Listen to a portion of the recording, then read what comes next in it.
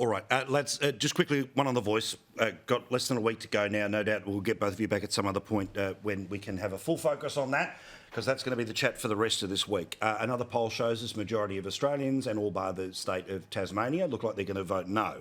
Prime Minister comes out today and says, basically, if we vote no, Voice is gone, Voice is dead. He will not attempt to legislate it. Now, as best as I could see, no wiggle room that he'll wait till next term or the term after he is forever government. But here's the question I want to ask you both.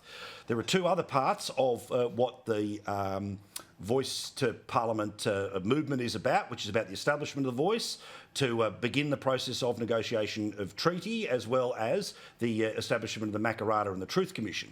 There's money in the budget for the Truth Commission right now, and presumably, with the Prime Minister not being overt about treaty conversation or that happening at the state level, what's your position here, James, that if Australia votes no, and if it's, 5 of 6 states that vote no, and an extreme majority, a majority of Australians who vote no, what does that say to the Prime Minister about the other two parts of that puzzle? Well, there's a reason the Prime Minister can't pass it as legislation, because quite literally we're halfway through this term of Parliament, which gives him less than 18 months to not only pass the legislation, but to sell it to the Australian public before he goes to another election. And it's impossible, and they would throw him out. He only got to government with 33% primary vote, so that is why he won't legislate it. On the other two subjects, each state across the country have either passed or have flagged an intention to pass treaty on a state level. Here in Queensland, the LNP supported the Labor government in supporting that process to treaty, and that legislation passed earlier this year. God knows why the LNP would even do that. I think it's a noose around their neck come this next state election. But it is likely that the government will start then treaty negotiations with mobs right across the country, and with treaty comes reparations. We'll pay for that.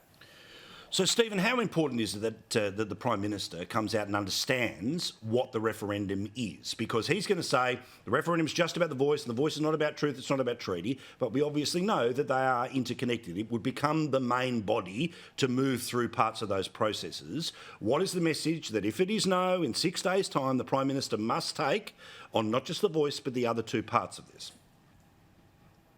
No, let's be clear.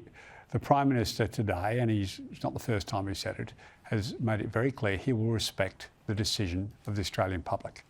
They appear at this stage on all the polling to going to be a resounding defeat. I remain optimistic that the little bit of momentum we've seen over the last couple of weeks can see it creep forward and win in a couple of states. So at the moment, as you said, and I'm afraid I don't take Tasmanian polling too seriously, it's a small state, and the last poll I read, even the pollster who said Tasmania is a yes said, but we want to urge caution on interpreting this because it's such a small data size.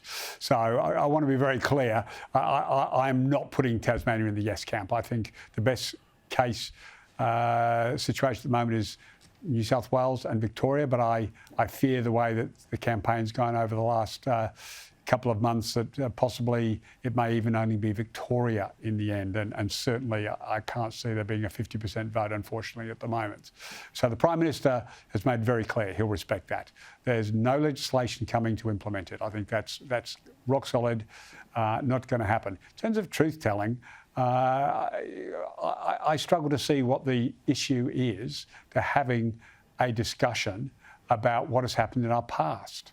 We call on the Japanese government to accept. I'm not in any way equating these two things, but as examples, in South Africa, there was an honest discussion about the past. In Japan, we've demanded. In Germany, they have an honest discussion about the past. When there's things in your past, you've got to face up to. And Australia and Australians, I don't think, are afraid to have an honest discussion about the history of our country. It's important that we do. So I don't get worked up at all, and I don't understand why anyone would be worked up about the truth. We want to make sure it's balanced, that it's accurate, But in terms of trying to pretend that there's nothing to see here, nothing to discuss, I don't think that's a viable position going forward. In terms of treaties, as you've said and James has said, I mean, the Liberal National Party around most of the country have voted for this. The only Liberal government in the state is a strong advocate for this. That's Tasmania itself. So I'm not sure how the federal Labor government needs to get involved in a national situation when we already have state situations underway currently. We will certainly see where Lydia Thorpe tries to take it. I've got Warren Mundine standing by. I'll have a chat to him in a second. Thank you, lads. I get it. We're trying to be across an awful lot tonight. We'll get into the more domestic stuff as the week rolls on. Thank you, lads. Do appreciate it.